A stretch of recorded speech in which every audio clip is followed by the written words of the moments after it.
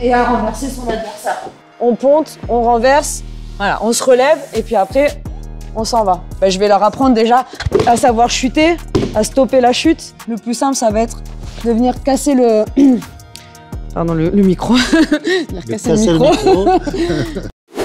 Salut les amis, j'espère que vous allez bien. C'est Anthony Serra des Productions Serra et aujourd'hui, je suis à la salle Ikigai Academy de Jean-Marc Frignati.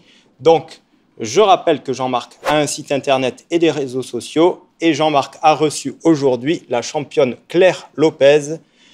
Donc, Claire a également des réseaux sociaux et Claire vient de dispenser un stage. Claire, peux-tu nous dire, s'il te plaît, ce que tu as pensé du stage que tu as donné dans la salle de Monsieur Jean-Marc, qu'on n'arrête pas de voir de plus en plus? Bah, je pense que c'était pas trop mal, au vu des réactions à la fin du stage.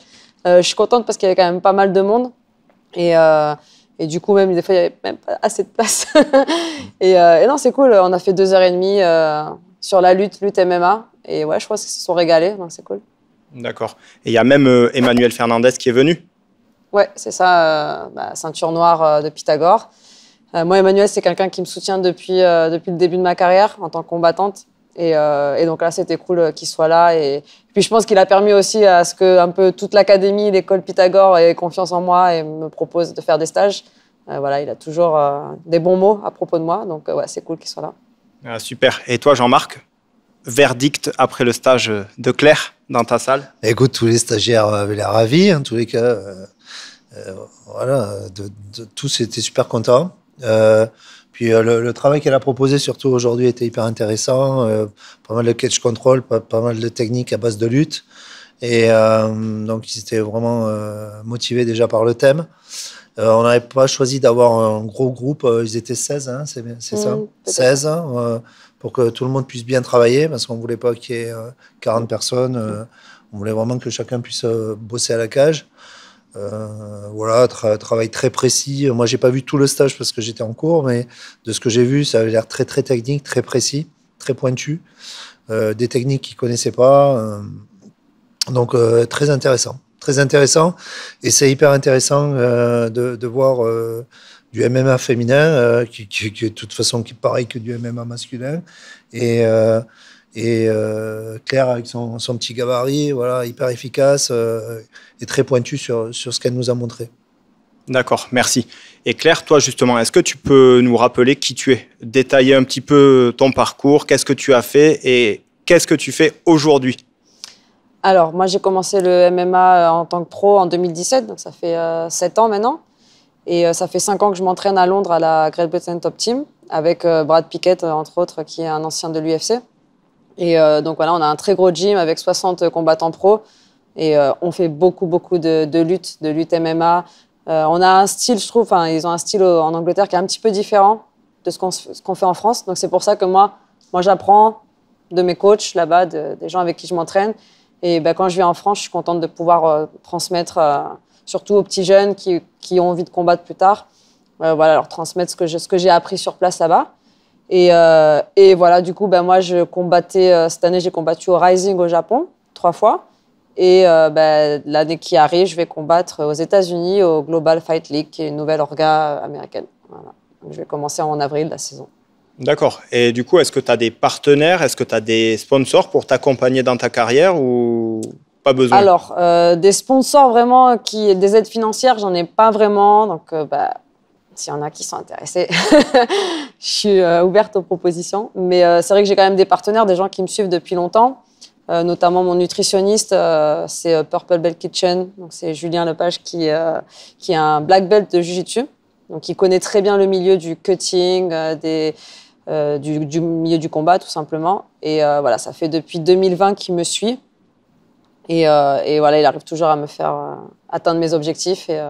Et voilà, juste pour ça, je tiens à en parler, de lui. Et voilà, c'est tout. D'accord, on mettra aussi le lien de ses réseaux sociaux dans la description. Toi, tu donnes aussi des cours de MMA? Ouais, alors en dehors de mes entraînements, j'entraîne des femmes et des filles, alors jeunes filles ou ados et petites filles. Voilà, j'ai choisi de me spécialiser un peu dans l'entraînement juste pour les femmes. Donc des fois, ça va être, j'ai une petite de 13 ans à qui je fais faire du MMA et je pense dans l'idée plus tard de faire des combats. Mais il y en a, c'est juste pour apprendre à se défendre. Il y en a qui viennent, c'est des parents qui me disent qu'ils veulent qu'elles sachent quelques bases pour apprendre à se défendre s'il arrivait quelque chose dans la rue. Donc, on adapte en fait le MMA à des situations qui pourraient arriver dans la vie de tous les jours en cas de danger. Et en fait, le MMA, c'est, je pense, pour moi, le sport idéal pour ça parce que on a du travail contre la cage qu'on peut retrouver dans la rue. Quelqu'un qui est bloqué contre un mur, c'est exactement la même chose. Ou du travail au sol de jiu-jitsu, voilà, les renversements, reprendre le contrôle et s'enfuir. Voilà, pour moi, le MMA, c'est vraiment le sport idéal. Donc, on l'adapte à la self-défense, entre guillemets, pour les femmes. Et voilà, c'est ce que je fais la plupart du temps à Londres avec mes clientes. D'accord. Voilà. Toi, tu pèses combien, Claire? Là, tout de suite? Tout de suite ou en général? Mon poids normal, c'est 56, mais je combats en 48 kilos. D'accord. Et toi, Jean-Marc, tu pèses combien? Là, 90. T'as maigri un peu. Ok. Du coup, toi qui donnes des cours à des femmes, tu adaptes le MMA à la self-défense. Tu enseignes le MMA soit pour la salle ou pour, en gros pour le côté sportif et compétitif, mais tu l'adaptes aussi à la rue. Donc, ça va être quoi les difficultés pour une femme qui pèse entre 48 et 60 kilos, on va dire, face à un mec comme ça, pas dans la cage, mais vraiment dans la rue? C'est quoi les difficultés que vous pouvez retrouver? Alors, bien sûr, quand tu enseignes à des femmes du MMA self-défense, le but, c'est pas de leur apprendre à se battre et à mettre des coups. Et c'est pas un combat, en fait, qu'on cherche. C'est vraiment trouver une porte de sortie pour pouvoir après s'enfuir. Donc, on va essayer toujours de travailler sur le poids, faire perdre l'équilibre à son adversaire, à son agresseur, utiliser son poids contre lui ou sa force l'utiliser contre lui et pour ensuite créer une porte de sortie et s'enfuir. Voilà. Donc, on travaille surtout sur des renversements, par exemple au sol. Ce qu'on peut le plus avoir peur en tant que femme, c'est d'être allongé sur le dos avec quelqu'un assis sur nous. Donc, voilà, par exemple, quelqu'un qui t'étrangle. On sait qu'en jiu-jitsu, quelqu'un qui a les bras tendus, voilà, ça peut créer beaucoup d'attaques pour celui qui est en dessous. Donc, on va voir tout ce qu'on peut faire pour renverser, soumettre, voilà, ou s'enfuir. Et pareil contre le mur. Quelqu'un qui te tient comme ça contre un mur. Souvent, on va dire que la plupart du temps, quelqu'un qui t'agresse dans la rue, c'est pas un combattant de MMA qui a des techniques très carrées.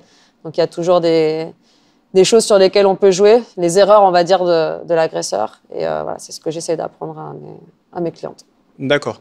Et du coup, pourquoi dans les systèmes d'autodéfense classiques, selon toi, même si du coup, toi, ton truc, c'est le MMA, pourquoi dans les systèmes d'autodéfense classiques, en général, je connais pas tout, mais en général, on voit jamais de choses, tu vois, de lutte, parce que, sans parler de mettre des coups, quand il y a une altercation, en général, on en vient quasiment systématiquement soit à s'agripper, soit à lutter. Et ça, on ne le voit pas dans la quasi-totalité des systèmes dits d'autodéfense. Est-ce que tu trouves ça normal et réaliste ou est-ce que justement c'est un manque de... Non, je ne vais pas dire le mot que j'allais dire, mais est-ce qu'il manque pas quelque... Ouais, c'est un manque de réalisme. J'allais dire, moi je n'ai jamais fait de cours je ne suis pas dans la self-défense style Krav Maga, tout ça, donc je ne connais pas grand-chose, mais pour moi, le peu que j'ai vu, c'est compliqué pour une femme de mettre en place ce genre de technique, tu vois, dans la rue comme ça. Pourquoi ils ne font pas de lutte dans la self-défense classique? Peut-être parce que tout simplement, ils ne savent pas lutter. Et je pense que s'ils savaient lutter, s'ils faisaient du MMA, peut-être qu'ils réaliseraient qu'il y a d'autres choses à faire, à travailler, et ils l'ajouteraient. Je ne sais pas, franchement, je n'ai jamais fait de cours de self-défense. Mais forcément, c'est vrai que quand il y a une altercation, quelque chose, on en vient très vite au contact. Et au-delà des techniques et tout, moi, ce que j'enseigne un peu aux femmes, c'est cette appréhension que tu peux avoir de quelqu'un qui te touche, tu vois. Ça, c'est vraiment la première fois que quelqu'un te touche, te pousse. Même une clave, ça peut être très déstabilisant. Donc, on apprend à se familiariser avec le contact, avec le grip, quelqu'un qui s'accroche à toi. Et voilà, comment utiliser ça. Parfois, il faut aller au contact pour savoir se défendre. Tu vois, tu peux pas parfois repousser quelqu'un, surtout un homme qui a plus de force. Voilà, faut prendre en compte qu'une femme, elle a moins de force physiquement. Mais elle peut être peut-être plus stratégique, plus maligne. et elle peut peut-être des fois se faufiler dans des petits espaces plus facilement par rapport à son gabarit. Donc moi, je leur apprends à travailler au contact, parfois à pas avoir peur pour contrer l'adversaire et puis ensuite s'enfuir. Mais je sais pas pourquoi en self-défense, ils font pas de lutte, mais peut-être qu'ils devraient s'entraîner un peu en MMA. Après, parce qu'aussi c'est moins accessible, c'est plus facile de montrer des techniques debout où t'as pas de contact, tu vois. T'as toujours une distance que tu respectes, tu fais un petit enchaînement, t'amènes l'autre au sol. Bon, quand tu demandes à quelqu'un déjà de pratiquer une projection, déjà aussi, il faut participer, il faut faire des chutes.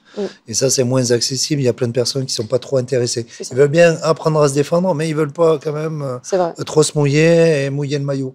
Ou alors transpirer, mais de façon ludique, mais pas aller au carton. Et c'est ça le problème. Moi, je dis qu'il vaut mieux bien pratiquer une discipline. Par exemple, une fille qui va faire de la lutte ou du judo, vraiment, qui va s'entraîner, qui va faire des combats, même si c'est pas une grande compétitrice, c'est pas grave. Même si elle fait un petit peu de compétition comme ça, au moins elle est dans le bain, dans la réalité. Elle sera plus efficace que quelqu'un qui apprend des enchaînements à la salle. Je t'attrape le bras, je te retourne le poignet. Et ça, moi j'ai enseigné beaucoup la self-défense, beaucoup le jiu-jitsu traditionnel japonais.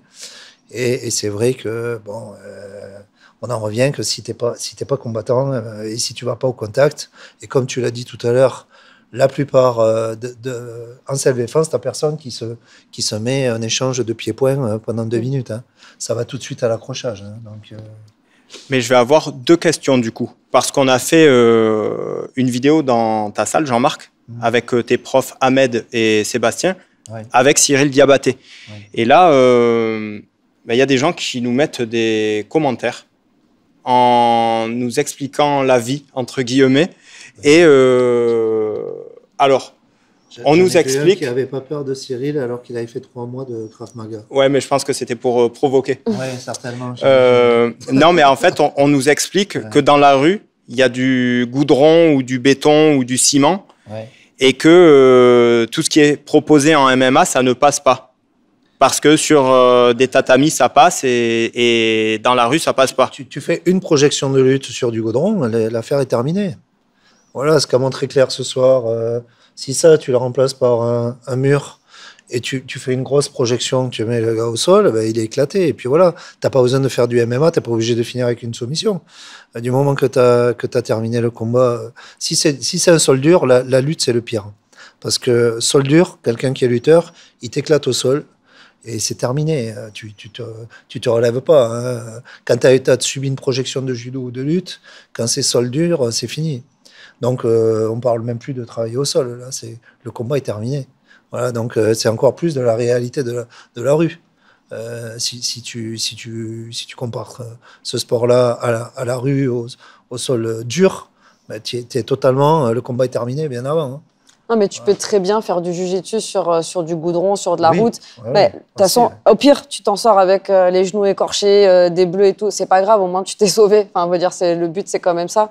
Et on en voit beaucoup des vidéos de mecs qui pratiquent, même de filles, qui sont défendus grâce à... Même t'en vois des fois claquer des triangles, des clés de bras, des étranglements. Ils sont sur du goudron, ça leur pose pas de problème. Et voilà pourquoi nous, on s'entraîne sur des tatamis, parce qu'on va pas tous les jours s'éclater les genoux, les articulations. Mais dans la vraie vie, ça passe pareil sur une route que sur un tatami.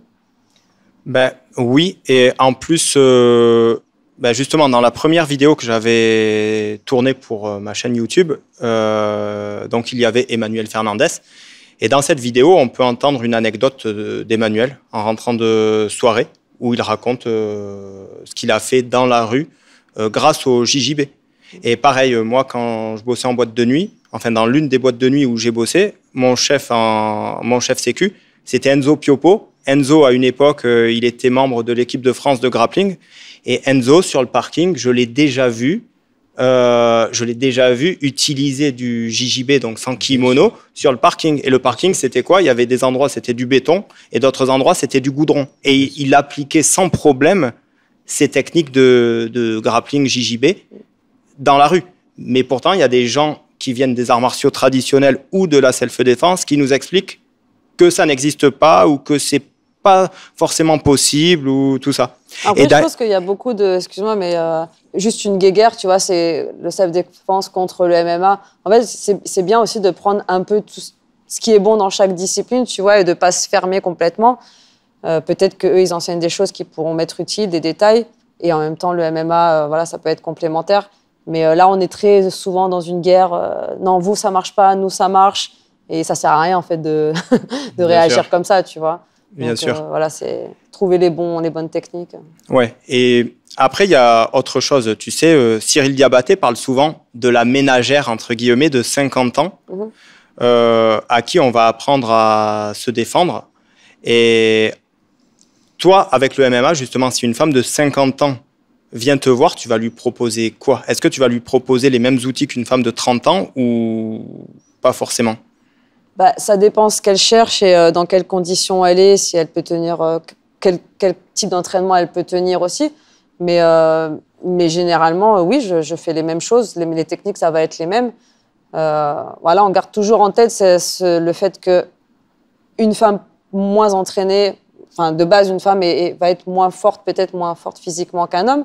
Donc, on va toujours essayer d'adapter et de trouver les solutions les plus simples, les plus rapides et les plus efficaces pour se sortir d'une situation. Après, il ne faut pas oublier, comme je disais, un agresseur, c'est pas forcément un combattant de MMA hyper technique et entraîné. C'est des mecs, un homme, on va dire, banal, normal, la moyenne, c'est quelqu'un qui va être à peu près comme toi, tu vois, pas forcément grand, pas forcément 120 kilos. Et en fait, parfois, la seule chose qui peut bloquer une femme, c'est la peur du contact. Et ça va un peu les paralyser, tu vois, ça va les empêcher de bouger, de faire quoi que ce soit. Une fois que tu dépasses un peu ça, parce que tu t'entraînes et que tu as l'habitude avec tes partenaires d'entraînement de faire de la lutte, de bouger, de machin, tu as moins cette appréhension. Du coup, tu vas peut-être pouvoir réagir dans la vraie vie et puis après te barrer. Tu vois, c'est la réaction qu'on veut. C'est qu'on ne veut pas que les femmes, elles se paralysent et qu'elles ne savent pas quoi faire. Là, peut-être que l'entraînement va permettre d'avoir plus d'assurance et de confiance dans la rue s'il y a une interaction, s'il y a quelque chose, une confrontation physique, tu vois. D'accord. Et là, tu as un ami qui est là. Alors, je ne sais pas où il est passé. Il est là. Il est là. Ah ouais. Est-ce que tu peux venir, s'il te plaît? Je comptais le faire venir après pour lui faire un petit clin d'œil. Bon, il n'est pas du tout en tenue. C'était pas prévu. Mais du coup, tu t'appelles comment? Et est-ce que tu peux nous dire qui tu es, s'il te plaît? Je m'appelle David Martin. Je suis un ami de Claire, de longue date. On a pratiqué du Muay Thai ensemble, de la capoeira ensemble. J'ai une Guyane française et du coup, on s'est connus là-bas. Et aujourd'hui, je suis éducateur spécialisé, mais je suis aussi donc fondateur et on va dire head coach aussi de Yaguara Academy. C'est un club de jiu-jitsu brésilien en Guyane qui ouvre incessamment sous peu. Là, je donne actuellement déjà des cours, mais on passe sur un format beaucoup plus grand. Actuellement, je donne des cours dans un 30 mètres carrés, mais là, on est parti maintenant pour un 142 mètres carrés. Donc voilà. D'accord. Et toi qui es un ami de Claire et qui pratique le JJB, et qui a aussi pratiqué le Muay Thai, tu penses quoi de tout ce que Claire et Jean-Marc viennent de dire? Par rapport à la self-défense et à la différence avec le MMA, tout ça? Ouais. Alors, je pense qu'on n'a pas assez de cas concrets, je veux dire. Je viens du Brésil, je suis originaire de là-bas. Et là-bas, tous les jours, il y a des gens qui se font agresser dans la rue. Et il faut savoir que 90%, voire même plus des agressions, parmi tout type d'agression confondue, partent tous au sol. Donc le JJB est pour moi une partie fondamentale du self-défense en fait.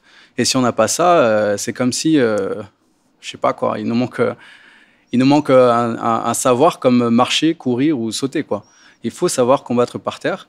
Et on voit des exemples quasi tous les jours. Là, dernièrement, il y a un gars qui s'est fait agresser. Il avait un bras cassé. Le gars, si je me trompe pas, il avait un couteau, quelque chose comme ça. Il s'est fait agresser par quelqu'un dans la rue qui avait un couteau. Il est parti par terre, il lui a fait une Della Riva, il a mis le mec par terre avec un bras cassé en écharpe et il a réussi à le maîtriser en le finalisant par un triangle. Donc voilà, là on a un cas je crois que c'était un ceinture violette, un cas d'un gars qui pratique et ça lui a servi. Mais bon, c'est un pratiquant de longue date et tout, etc. Mais je pense pour moi que le plus important dans une situation d'agression et self-défense, c'est savoir se sortir d'une situation assez rapidement. Et non, comme on disait tout à l'heure, d'aller au sol et de finaliser la personne. Là, il a eu de la chance, on va dire, parce que c'était un bon combattant aguerri. Mais quand on n'est pas aguerri, quand on ne combat pas tous les jours dans un club, Il faut le minimum, c'est savoir se redresser, savoir tomber, savoir rouler et courir. D'accord, ouais, ce que disait Claire, Ouais, en fait. c'est la première chose que j'apprends aux femmes, ça va être tout simplement si quelqu'un te pousse, même à une gamine, hein, ça peut arriver dans la cour de récré à l'école, c'est comment chuter. Voilà, c'est ce qu'on fait dans les bases du jiu-jitsu, c'est savoir chuter, se relever en se protégeant et se barrer. Et puis après, s'il y a du contact, c'est renverser et se barrer. C'est toujours ça, c'est reprendre le dessus pour pouvoir s'enfuir. On n'est pas là pour faire un combat, on est là pour juste sortir de la situation. Beaucoup de personnes pensent que le jiu-jitsu brésilien, le MMA, on va être amené à prendre la personne dans la garde, tout ça. Il faut savoir qu'il y a toute une composante aussi dans le self-défense qui est analysée, regarder autour de soi. On n'est pas là, en fait. Moi-même, je suis pratiquant de longue date en jiu-jitsu brésilien. Je ne vais pas me mettre par terre et puis oublier tout ce qui est autour de moi dans l'effet tunnel. Et puis peut-être qu'il y a quelqu'un qui va venir me faire je sais pas, me taper le crâne avec une batte de baseball ou me shooter en mode penalty et tout. L'objectif, c'est vraiment de savoir chuter pour éviter de se blesser un poignet, un coude, savoir amortir la chute ou éviter de se taper la tête. Comme vous disiez tout à l'heure, il y a quelqu'un qui fait une bonne chute, ça va vite, hein, le mec il se tape la tête et ça y est, c'est fini, quoi. Et si nous-mêmes on sait pas faire ça, savoir chuter, c'est nous qui le prenons le KO. Voilà. Bien sûr, merci beaucoup. Et est-ce que, justement Claire, est-ce que tu pourrais nous montrer un ou deux cas concrets sur une simulation d'agression avec Jean-Marc? Je t'étrangle. On peut, oui, une des positions un peu basiques, classiques qu'on fait souvent, c'est que, je regarde sur le micro.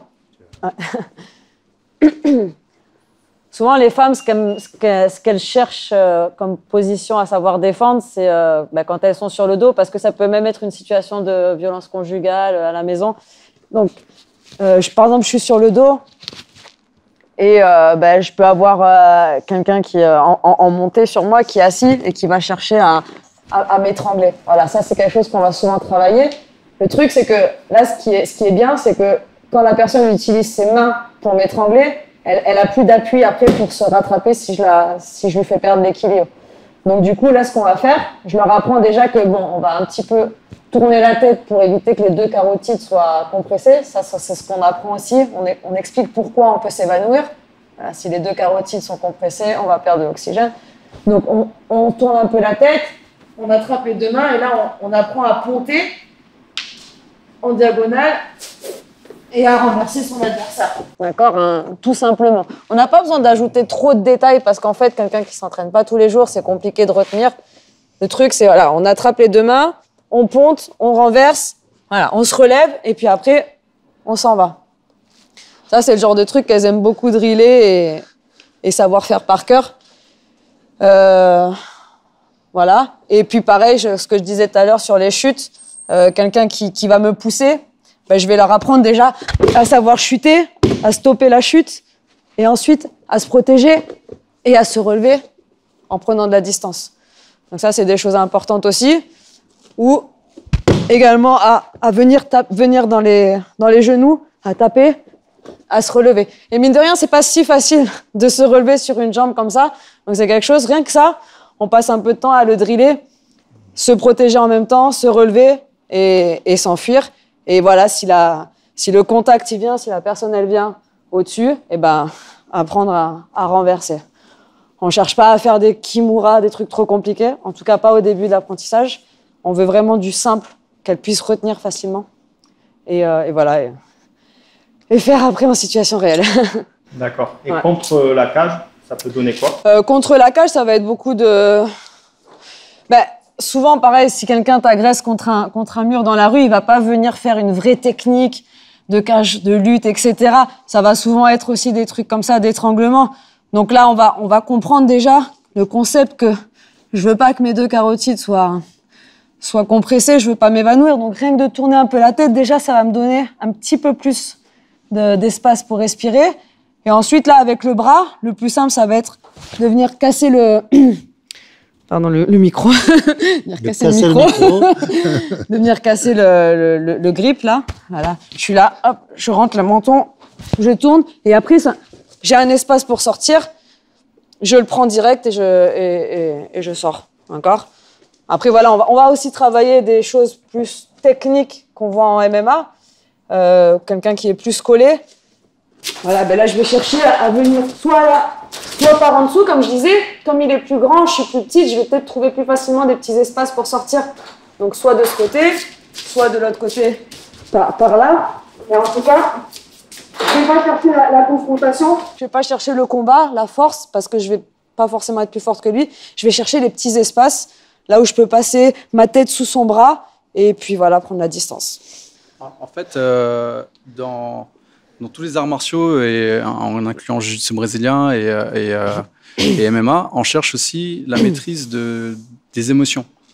On n'a pas que la partie physique. On sait très bien que quelqu'un qui va tomber, même moi actuellement, je fais 76 kilos, quelqu'un qui va faire 90 ou 120 kilos, je ne vais pas avoir le dessus sur lui, ça c'est sûr. Mais je vais garder mon calme, je vais garder en fait un contrôle de mon stress, ou en tout cas essayer. Et rien que d'être conscient du danger sur place et du stress que je suis en train de vivre, ça déjà, c'est un gros travail. Donc ça, c'est aussi une composante qu'on travaille énormément dans le self-défense.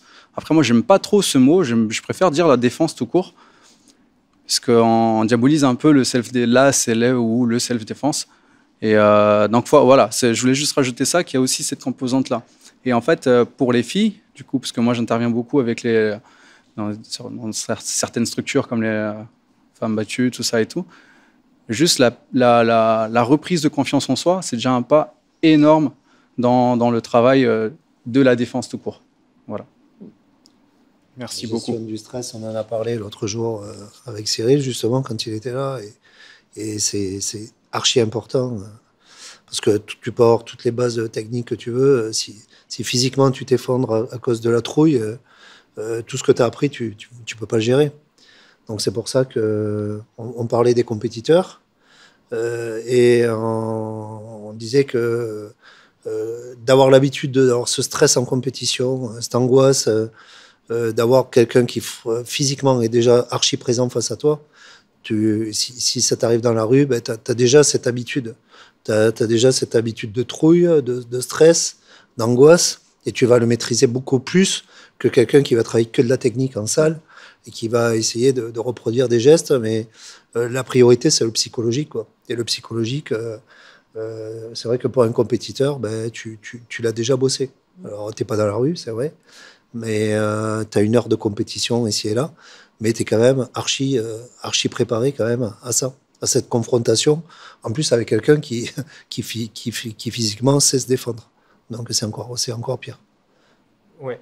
Et du coup, est-ce que tous les trois, vous auriez chacun un exemple qui vous a marqué d'une personne qui serait venue vous voir pour vous dire que justement, vous avez réussi à l'aider à retrouver confiance en elle et est-ce que ça aurait pu justement lui servir aussi dans sa vie lors d'une situation ou autre? Est-ce que toi, ça t'est arrivé? Alors, j'ai pas quelqu'un qui m'a dit qu'il s'est fait agresser et que du coup, ça l'a aidé. Mais par contre, chez Calonde, j'ai une petite de 12 ans que j'entraîne. Elle fait que des coachings privés avec moi 2 fois par semaine depuis quelques mois.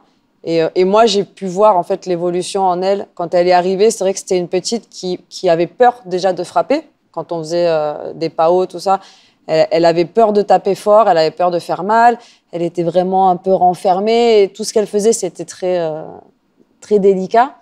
Et aujourd'hui, je vois l'évolution. Je vois quand elle tape, elle tape vraiment. Je vois son regard qui a changé. Je vois sa façon de marcher, de parler, d'arriver dans la salle un peu plus présente, quoi. Tu vois, la tête haute. Et ses parents m'ont dit, il y a un énorme changement dans son attitude, dans sa confiance. Et ça, c'est parce qu'elle s'entraîne et que voilà, elle gagne tout simplement en confiance en voyant ce qu'elle peut faire, en voyant ses progrès. En fait, tu découvres ce que tu es capable de faire, ce que tu pensais en tant que femme ou fille ne pas pouvoir faire parce que c'est pas un sport pour femmes, peut-être, c'est ce qu'on dit souvent.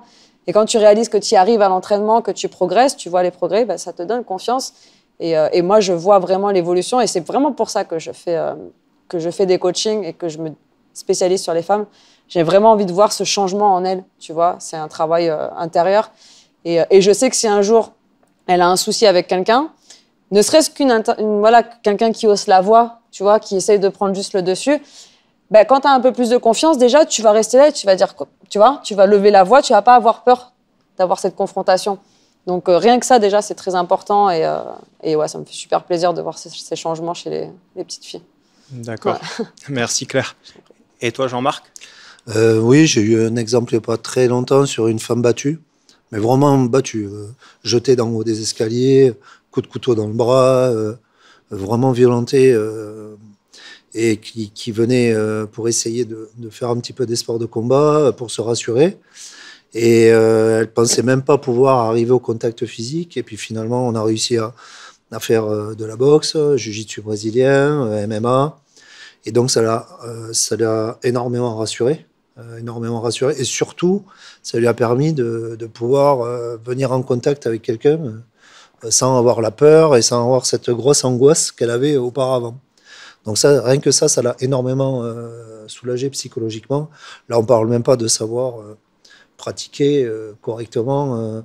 Rien que le fait de pas avoir cette peur qu'on l'attrape, tu vois, juste par le pull, ouais, déjà c'était un cap énorme à franchir. Voilà. Donc ça sert. Alors c'est vrai que dans la self-défense, des fois ça peut aider psychologiquement aussi, juste à passer des caps.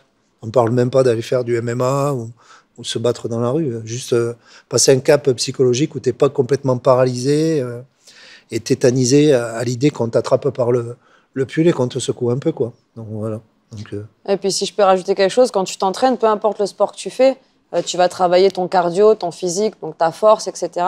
Et en vrai, des fois, c'est juste ce que tu as besoin, tu vois, pour ne serait-ce que de courir ou pousser quelqu'un ou quoi. Parfois, il y a des gens qui peuvent courir pendant 20 secondes et après, ils ont tellement... peut-être, je sais pas, ils fument, ils sont en surpoids, etc. Ils n'ont pas ce qu'il faut, le physique, pour pouvoir s'enfuir, rien que ça. Et rien que de pouvoir faire un entraînement régulier, donc on sait que le MMA, c'est très complet, ça travaille beaucoup de choses différentes, des cardios différents. Et rien que ça peut te permettre déjà d'être en meilleure santé pour si jamais tu as besoin de t'enfuir, de repousser quelqu'un, bah voilà, tu as travaillé sur ta force, sur ton cardio. Rien que ça peut aider déjà, tu vois. Bien sûr. Merci. Et toi, est-ce que tu as un exemple? Ouais, assez régulièrement, je recroise des personnes qui nous remercient justement par rapport à nos interventions. J'ai l'exemple d'une femme, encore une fois, qui est une vendeuse en boutique de fringues et qui s'était fait agresser par d'autres femmes aussi, histoire futile, et sur son lieu de travail. Et après l'intervention, elle avait beaucoup plus de facilité à garder une posture, à remettre dans le contexte, à se remettre dans le contexte dans lequel elle était. C'est-à-dire, là, je suis à mon boulot, je ne suis pas censé me faire agresser ici. Maintenant, il faut que je sache dire non. Et les autres fois où c'est arrivé, bon, ce n'est pas forcément arrivé aux mains, hein, mais les autres fois où c'est arrivé, elle a su justement garder la tête haute avec une voix ferme et dire non, monsieur, madame, j'accepte pas ça, et basta, quoi. Après, j'ai pas mal de cas extrêmes aussi, comme les femmes battues aussi, dont une qui a réussi à quitter son compagnon. Bon, elle se faisait violenter pas mal de fois et après 3 ou 4 interventions, elle a réussi à dire non et au revoir, quoi. Et si je peux rajouter aussi, on parle souvent des victimes, mais on ne parle pas souvent des agresseurs. Et dans mon métier d'éducateur spécialisé, j'interviens pas mal dans des structures. J'ai bossé pas mal de temps dans des structures avec la délinquance mineure aussi. Et les fois où j'ai fait des interventions, en fait, ça leur apporte aussi cette notion de faiblesse qu'a la victime, mais aussi cette notion de faiblesse que eux, ils peuvent avoir aussi en étant maîtrisés par quelqu'un qui sait se battre, qui sait étrangler quelqu'un aussi. Donc plusieurs fois, j'ai eu des gars assez lourds, hein, des gars de 80, 90 kilos qui roulaient contre moi. Et arrivé à un moment, ils se faisaient taper 4, 5, 6 fois. Et je disais, mince, si c'était dans l'autre sens, je sais que je peux agresser quelqu'un, je sais que je peux lui faire mal, mais moi aussi, je peux être dans cette situation aussi. Et bizarrement, et heureusement, hein, certains se calmaient. Et ils partaient avec des bons résultats des centres éducatifs renforcés ou fermés, quoi. C'est l'humilité que tu apprends les arts C'est martiaux. Ça te rend humble aussi de pratiquer. Après, c'est vrai qu'on va limiter, hein, on va limiter notre intervention. On ne va pas leur apprendre non plus à faire mal, mais le cadre de l'intervention sera différent. Ce sera plus cette remise en question du fauteur qui a agressé quelqu'un et qui peut se rendre compte qu'il peut faire mal aussi, quoi. Voilà. D'accord. Bah, écoutez, merci beaucoup à tous les trois. Donc, je rappelle à tout le monde que vos réseaux sociaux respectifs sont dans la description. Et avant de se laisser, Claire, si jamais il y a des clubs qui sont intéressés pour te faire venir en stage ou des entreprises, des marques intéressées pour te sponsoriser, les gens peuvent te contacter comment? Le plus simple, c'est les réseaux sociaux, Instagram. Après, moi, voilà, tous mes réseaux, c'est Claire Lopez MMA, donc c'est très facile. Instagram, Facebook, peu importe, ça fonctionne. Et ouais, du coup, ça peut être des stages en club comme là pour des compétiteurs, amateurs ou des gens qui pratiquent vraiment le MMA sportif. Mais j'interviens aussi dans les entreprises pour faire des stages 100% féminins pour des femmes qui ne s'entraînent pas forcément, qui n'ont aucune base. Mais voilà, on va essayer de voir un peu tout ce côté striking, lutte et sol, son espace, son environnement, comment gérer tout ça. Et donc ça, c'est un peu sous forme de team building. Donc voilà, s'il y a des entreprises qui ont envie de faire des activités pour leur personnel féminin spécialement, spécifique MMA, self-défense, ben, j'interviens aussi dans ces cas-là. D'accord. Ouais. Et si jamais il y a des simples pratiquants ou même compétiteurs qui veulent venir te voir au Royaume-Uni, c'est possible? Nous, on a un gros club à Londres et à chaque fois qu'il y a des jeunes compétiteurs qui veulent un peu voir d'autres choses, tu vois, un peu se mettre dans la difficulté, parce que je trouve que c'est très important de se mettre dans la difficulté quand tu veux progresser, je leur dis, je les invite à venir dans notre club. Et tout le monde est le bienvenu. Hein. Nous, ça nous fait même plaisir d'avoir des nouvelles têtes, parce que voilà, ça permet de changer de style un peu dans tes oppositions. Et donc voilà, tout le monde est le bienvenu. Voilà, faut juste me prévenir avant que je prévienne le coach, mais c'est sans souci, avec plaisir. Super, merci beaucoup. Donc pour tous ceux, enfin toutes celles et tous ceux qui voudraient aller voir Claire, c'est au Royaume-Uni. Toi, ça va être en Guyane. Française. Guyane française, pardon. Yaguara Academy à Cayenne. Super, merci. Et sinon, vous avez Monsieur Frignati là qui est blessé. Ça se voit pas. À Ikigai Academy, à Boé, juste à côté d'Agen. C'est ça. Merci à tous et à bientôt.